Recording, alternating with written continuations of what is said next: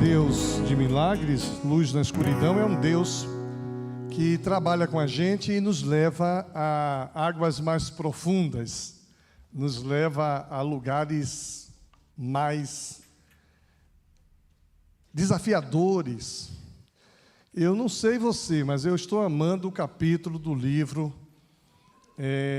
Jornada através da Muralha. Essa proposta de a gente ultrapassar a muralha, Deus quer fazer milagres para nos ajudar a crescer, a irmos além. É muito ruim quando a gente continua no mesmo nível. Tem gente que faz a 5ª série, reprova. E aí faz de novo a 5ª série. Não pode reprovar de novo, não. Se reprovar 2 vezes uma série, não entregue. Não entregue. Teve alguém que reprovou 3 vezes a mesma série.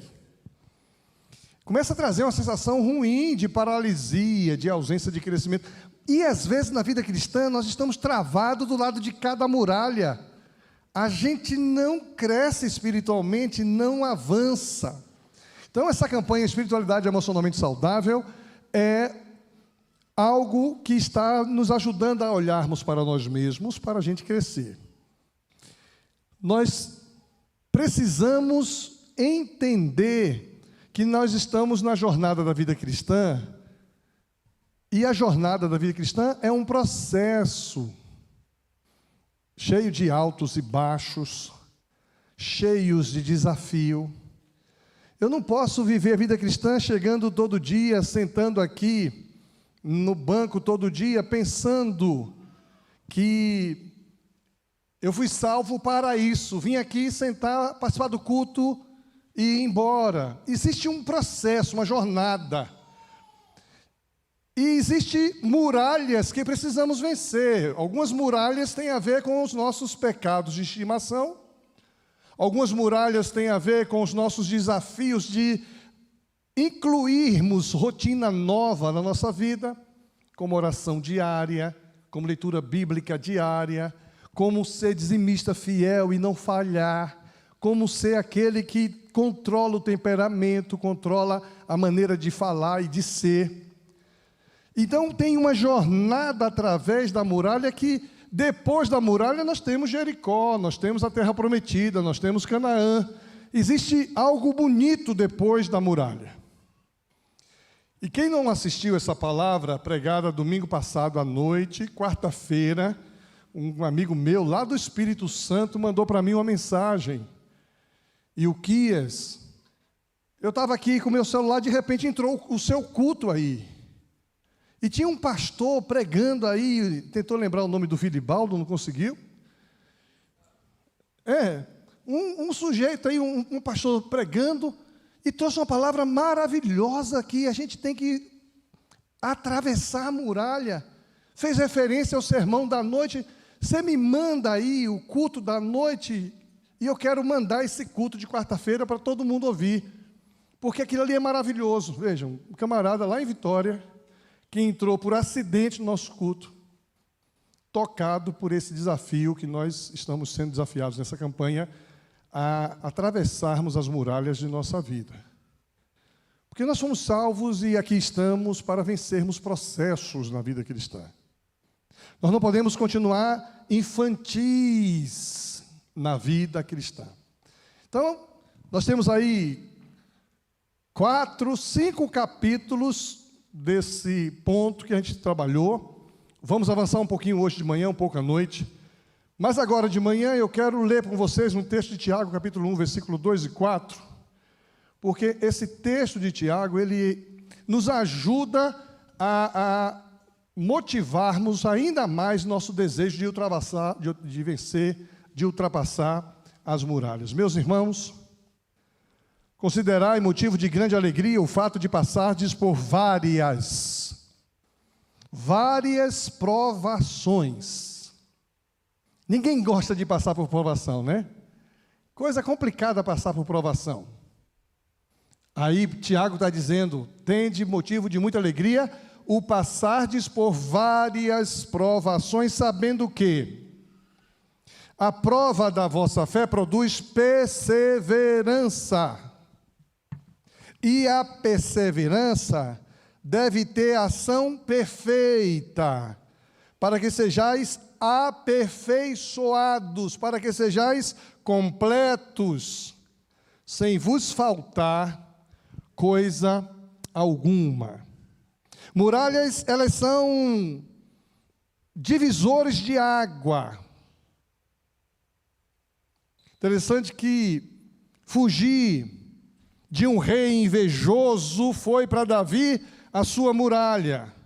Durante 13 anos no deserto, Davi fugia do rei Saul, um rei invejoso. E ele tinha que atravessar essas muralhas. Muralhas para Abraão é esperar 25 anos pelo nascimento do seu primeiro filho, Isaque. Filho da promessa, havia uma promessa, você vai ser pai, vai ter um menino. E o cara esperou 25 anos. Gente, tem gente que não tem paciência de esperar um dia, um mês, um ano. Esperar 25 anos. A muralha para Abraão foi essa espera pelo nascimento de Isaque. A muralhas para Jó foi terrível e tremenda superar a perda dos seus 10 filhos, suas noras, seus netos, seus bens, perder tudo de um dia só. Aquilo foi uma muralha terrível. E a gente olha o comportamento dos amigos de Jó, e eu estava conversando com uma amiga essa semana, ele disse, rapaz, você não é tão bom amigo como os amigos de Jó. O cara olhou para mim e disse, mas os amigos de Jó eram terríveis. Eu falei, não, senhor. Os amigos de Jó eram preciosos. Quantos dias eles passaram silenciosamente ali, sem comer, sem beber, do lado de Jó? Alguém lembra aí? 7 dias? 7 dias sentado ali, vendo a miséria do seu amigo. Olha, gente, a gente não passa 3 dias, né? Eles passaram 7. Aí a gente destaca apenas a acusação dos amigos de Jó, né? Eles foram acusadores, mas eles foram amigos maravilhosos. E amigo maravilhoso, de vez em quando, fala uma besteira também, viu? Machuca de vez em quando, magoa. Aí eu falei para esse meu amigo, você, rapaz, é pior do que os amigos de Jó. Ele ficou escandalizado. Mas os amigos de Jó foram maravilhosos. A muralha de Jó foi superar tudo isso de uma vez só. Então a gente tem aprendido que a gente está vivendo a vida cristã como uma jornada em uma muralha, superando desafios que são muitos, que se levantam contra nós. Nós precisamos sair do lugar, não podemos ficar presos à muralha. E tem muita gente preso à muralha ali. Tem muita gente que não sai daquele lugar. Então a gente precisa compreender quando é que nós estamos presos a muralhas.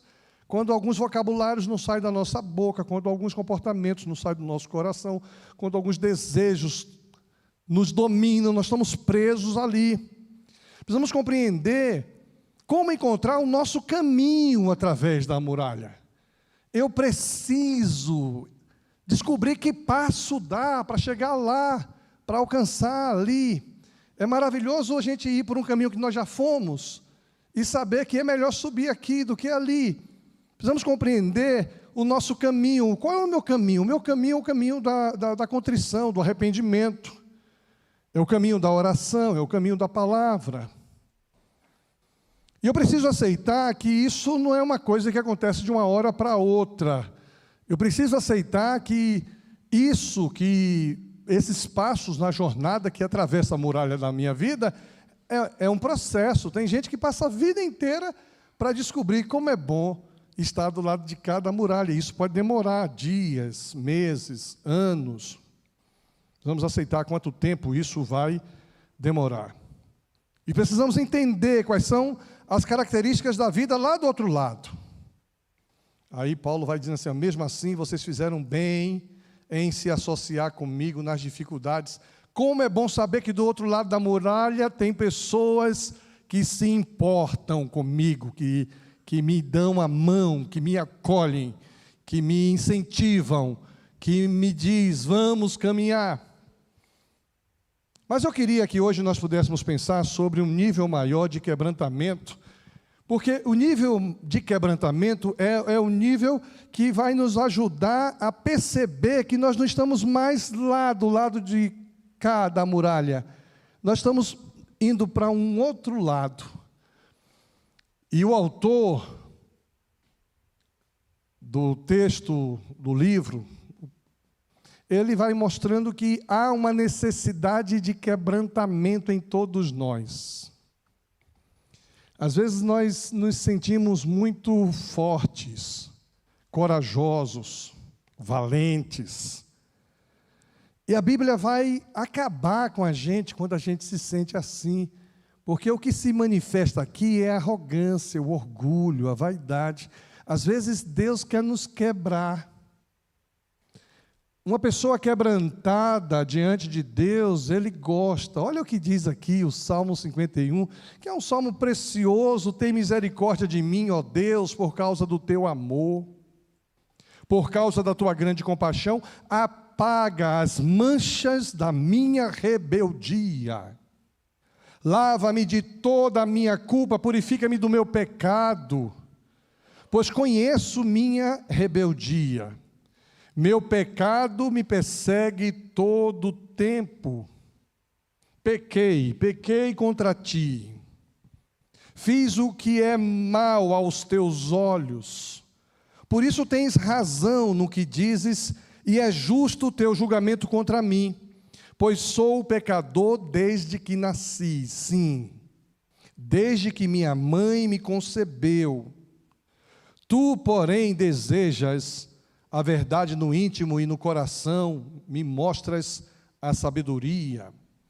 Purifica-me da minha impureza e ficarei limpo. Lava-me e ficarei mais branco que a neve. Devolve-me a alegria e a felicidade. Tu me quebraste. Agora, permite que eu exulte outra vez. Não continues a olhar para os meus pecados, remove as manchas da minha culpa. Cria em mim, ó Deus, um coração puro, renova em mim um espírito firme. Não me expulses da tua presença e não retires de mim o teu Santo Espírito. Restaura em mim a alegria da tua salvação e torna-me disposto a te obedecer. Então, ensinarei teus caminhos aos rebeldes, e eles voltarão a ti. Perdoa-me por ter derramado sangue, ó Deus da minha salvação. Então, com alegria, anunciarei a tua justiça. Abre meus lábios, Senhor, para que minha boca te louve. Tu não desejas sacrifícios, do contrário, eu os ofereceria. Também não queres holocaustos. O sacrifício que desejas é um espírito quebrantado. Não rejeitarás a um coração humilde e arrependido, um coração quebrantado.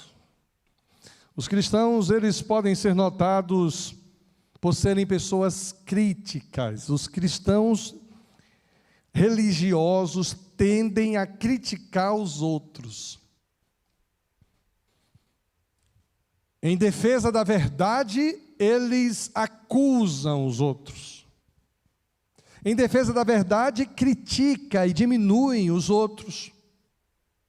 Mas quem passa pela muralha sai do lado de cada muralha, porque o lado de cada muralha é o lado da religiosidade, da crítica, do julgamento, do olhar para o outro.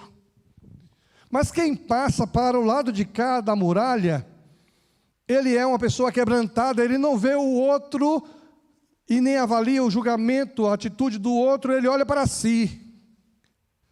Quem está do lado de cada muralha sabe que é pecador, tem misericórdia de mim, ó Deus. O Senhor me quebrou, o Senhor quebrantou o meu coração, o Senhor quebrou minha arrogância, o Senhor quebrou a minha prepotência. Do lado de cada muralha eu olho para o outro com um olhar de graça, de amor, de misericórdia, de acolhimento, de incentivo. Quem está preso na muralha aqui, ele não consegue, porque ele não tem um coração quebrantado, ele tem um coração altivo, vaidoso. E fala com os outros com acusação. E desvia o olhar para os outros, e quase sempre desvia o olhar para os outros, porque eles não podem aceitar que as pessoas olhem para ele, porque se olharem para ele, vão descobrir que ele tem um coração arrogante, prepotente, vaidoso, pecaminoso. Do outro lado da muralha, eu não olho para os outros, eu vejo nos outros graça e amparo e apoio, porque eu olho para mim, ao olhar para mim eu me quebranto. Miserável homem que eu sou, tem misericórdia de mim. O Senhor não se agrada em sacrifício, senão eu te daria, mas o sacrifício que o Senhor se agrada é um coração quebrantado e contrito. E eu então estou aqui do lado de cá, olhando para mim. O autor cita Calbart e ele diz assim que a raiz e a origem do pecado é a arrogância, na qual o homem quer ser juiz de si mesmo e do seu próximo. Não é Karl Marx, não, é Calbart. Tá certo. É que eu ouvi alguém dizendo assim, Karl Marx? É Calbart. Veja, o indivíduo quer ser juiz do outro, de si mesmo. E geralmente esses julgadores são terríveis, que eles não se perdoam nem a si mesmos, quanto menos aos outros. Antes de passarmos pela muralha, preferimos exercer o direito de determinar o bem e o mal, em vez de deixarmos esses conhecimentos para Deus. Deus é que sabe fazer o bem e o mal, julgar o bem e o mal. Antes de passar, eu quero dizer o que é bem e quero para mim o que é bem. Quando eu atravesso a muralha, eu aceito o bem de Deus. Por isso que Jó disse à sua mulher: mulher, tu falas como louca, temos recebido o bem de Deus, não podemos receber o mal. Esse cara está quebrantado do lado de cá, ele ultrapassou sua muralha.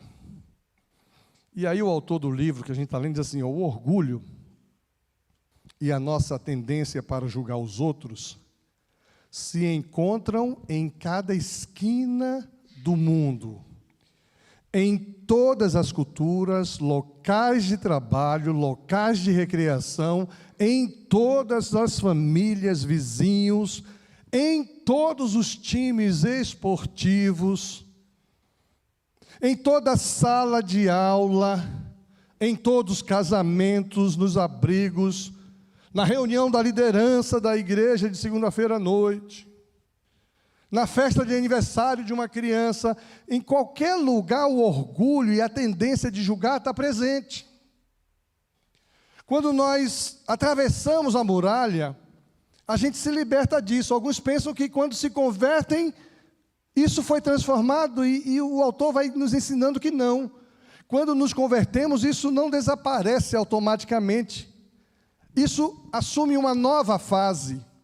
Por isso que tem a esposa do pastor Luiz Roberto Silvado, quando a gente conversando sobre alguém, que alguém foi muito mal educado, ela disse assim: minha mãe já dizia que Jesus salva, mas não dá educação. Jesus salva, mas não dá educação. Educação vem de onde? Vem de berço. Então aquele cara que é mal educado, que arrota na mesa, é porque a mãe e o pai não soube ensinar o sujeito. Aquele cara mal educado que solta um pum em lugar público, vamos melhorar o nível, pastor? Senão a gente vai lembrar de coisas do passado. Uma vez estava jogando frescobol, eu e um outro líder aqui da igreja.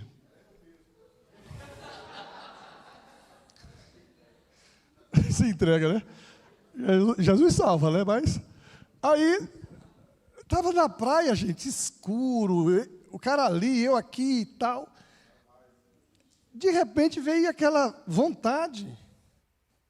E eu pensei que ele não ia escutar, eu pensei que ia sair silencioso. Aí o cara parou de jogar, deu risada, disse: meu Deus, o pastor também. Aí usou o termo para gases flácidos, Usou o termo popular. O pastor também.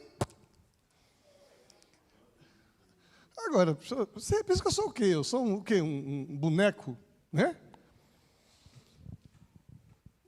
Agora, saí do esboço, falei besteira. Por quê? Por quê? Porque Jesus salva, mas não dá educação. A gente pensa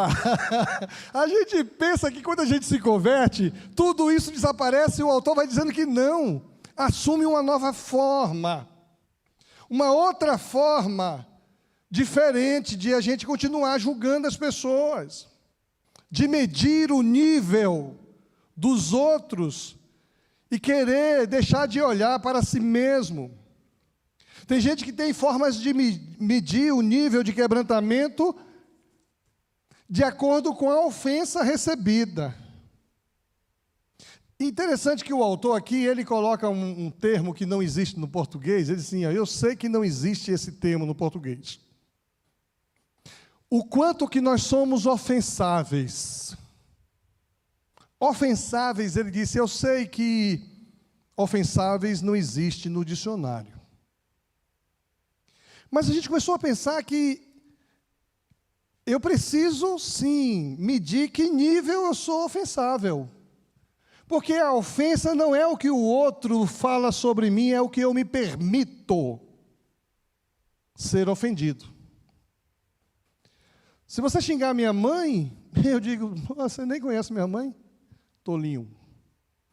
Não vai me atingir, porque eu sei que minha mãe. Quando era criança, a gente brincava muito isso. A gente brincava de brigar, gente. Que brincadeira sem graça.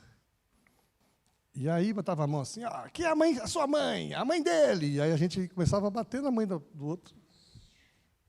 Para poder incitar o outro para a gente brigar, porque havia uma hierarquia. Quem batesse se tornava o maioral. E tinha um cara que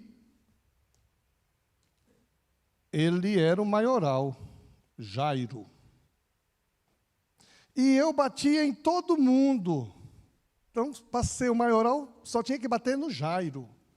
E quando nessa brincadeira Jairo ia brigar com Boró, Boró é o irmão de Jairo.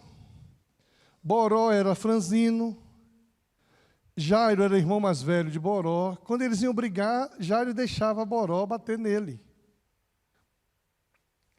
E se eu briguei e bati em Boró, se Boró bateu em Jairo, eu vou bater em Jairo e vou me tornar o chefe da gangue. Aí chamei o Jairo para o pau. A soberba precede a ruína. Levei um pau danado, apanhei tanto. Cheguei em casa com o rosto manchado assim, sabe, lágrima misturada com poeira? Meu pai disse, você estava onde, menino?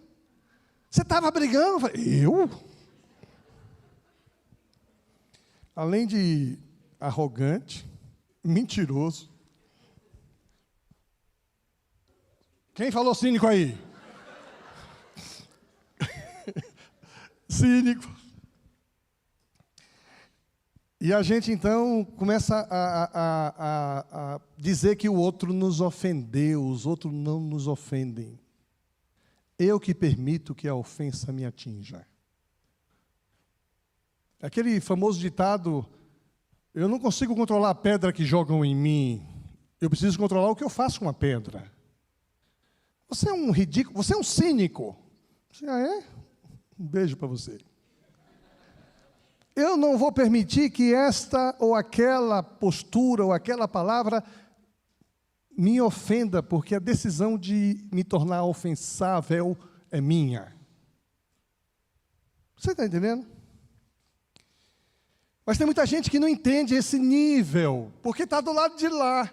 Eu tenho controle sobre o que eu vou fazer com o que eu estou ouvindo, com o que estou recebendo. Eu vou permitir que essa palavra produza em mim um arraso, um estrago. Ou eu vou dizer simplesmente não para essa palavra. Você é um falso. Poxa, que pena que você pensa isso. Me desculpe, eu não queria deixar isso claro, ou deixar isso para você. Imagine uma pessoa inflada, bombástica, que quando é criticada, julgada ou insultada, imediatamente ela recua e reage E ela, às vezes, parte para a defensiva. Eu tenho que me defender, eu tenho que mostrar o que eu sou, o que eu quis fazer, que eu fui mal entendido. Ou algumas partem para o ataque, para diminuir o outro. Compare essa imagem com uma pessoa que está tão firmada no amor de Deus, que é incapaz de ser ofendida. Os caras estão me maltratando, jogando pedra em mim. Eu digo, Deus, perdoa, porque eles não sabem o que fazem. Eu estou pregado em uma cruz, sangrando depois de uma caminhada terrível de escárnio. E eu estou dizendo, Deus, perdoa, porque eles não sabem o que fazem. Jesus não está ofendido, pregado em uma cruz, humilhado, cuspido no rosto. Quando tem sede, dão a ele vinagre. E ele não se ofende, ele diz, Deus, perdoa, porque eles não sabem o que fazem. Ah, mas Jesus é Deus. E aquele sujeito que estava aqui? Estevão, né?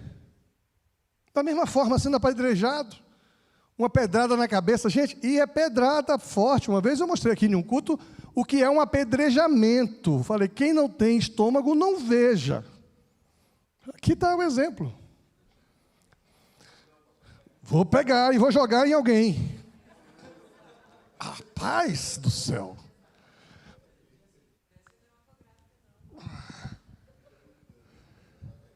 O apedrejamento era pedra desse tamanho. Os caras vinham com duas mãos e jogavam na cabeça. Eu mostrei uma mulher levando uma pedrada dessa em pleno século XXI.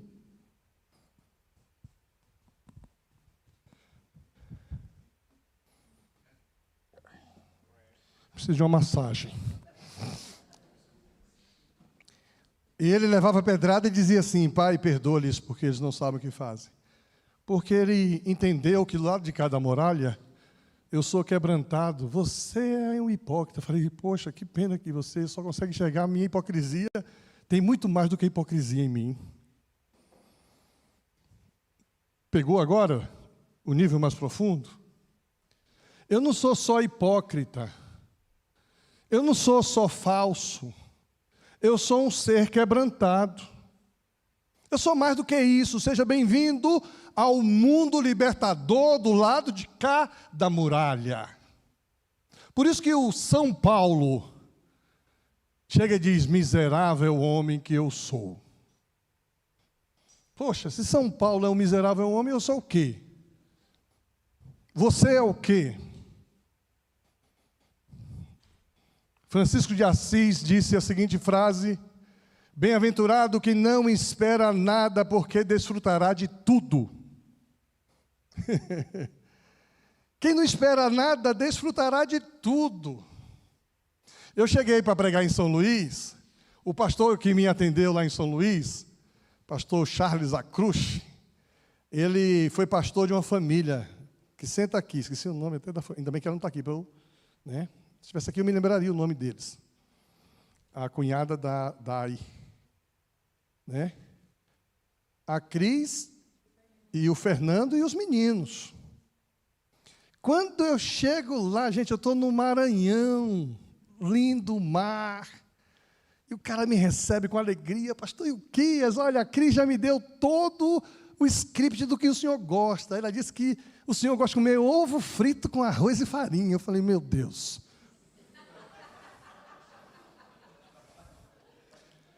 A menina ouviu o meu sermão domingo passado para aqui, chega lá, aqueles restaurantes maravilhosos na beira-mar, aquele atum. E o cara vai me falar de ovo frito, gente. É verdade que eu gosto muito de ovo frito, mas não lá no Maranhão, na beira-mar. Falei, cara, ela falou isso? Falou. Então, já está muito fácil de agradar o senhor. Só, quer agradar o pastor? É ovo frito com arroz e farinha, com gema duro. Com gema dura. Eu falei, oh meu Deus, vou ficar só na saudade. Agora, quem espera nada, desfruta de tudo. Eu baixou a minha expectativa, foi lá embaixo. Aí tudo bem, chego no hotel, meia-noite, vamos, o que é que você quer comer? Eu falei, eu quero uma canjinha. Tomar uma canjinha no hotel, que amanhã vai ser ovo frito. Aí quem vai me levar para almoçar? E aí, gente, é todo um ritual. Você precisa ver, toda a liderança do Estado lá vai almoçar com o presidente. Me levaram em um restaurante à beira-mar. Que restaurante! E quando abri o menu, e eu disse, eu não conheço nada aqui. Disse, pastor, uma sugestão aqui, ó. Aí me deram uma sugestão. Que coisa maravilhosa. Eu tinha baixado minha expectativa, ia comer ovo frito. Que sabor maravilhoso na beira-mar. Então, São Francisco de Assis diz exatamente isso. Bem-aventurado, feliz, aquele que não espera nada porque vai desfrutar de tudo. São Francisco, como outros que passaram pela muralha, compreendem que todos dependemos, a todo instante, da misericórdia de Deus.